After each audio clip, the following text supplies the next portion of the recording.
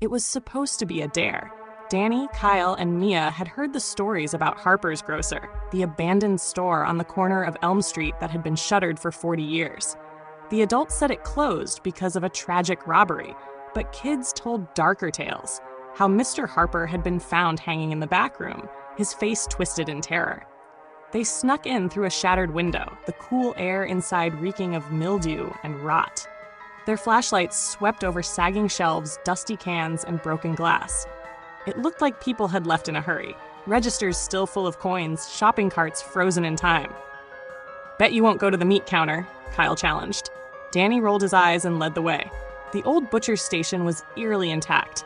Rusty hooks dangled from the ceiling, and the freezer doors sat ajar. But the air here felt wrong, heavier, colder. "Do you feel that?" Mia whispered. Before they could answer, a low groan echoed through the store. They froze. "What was that?" Kyle hissed. "Probably just the wind," Danny said, though his voice wavered. They pushed further in, curiosity outweighing their fear.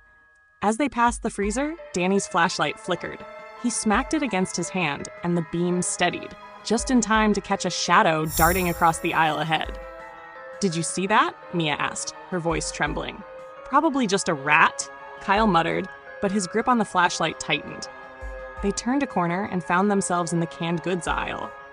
As they stepped closer to the back of the store, the shadows grew darker, their movements slower. Then they saw it. A handprint smudged in black on the dusty glass of the walk-in freezer. "That wasn't there before," Danny said. The groan returned, louder this time, followed by the sound of something scraping against metal. The handprint began to drip as if made of tar. Mia gasped as the freezer door creaked open on its own. Beyond the threshold, the darkness was alive, swirling like ink in water. "Let's get out of here," Kyle said, his bravado gone. But as they turned to run, the aisles shifted. What had been a straight path to the exit was now a maze. Shelves toppled, blocking their way, and the air was filled with whispers, faint, chilling, and incomprehensible. The shadows closed in. One by one, their flashlights sputtered out, leaving them in near total darkness. The whispers turned into a guttural growl, and the kids huddled together. A figure emerged from the black.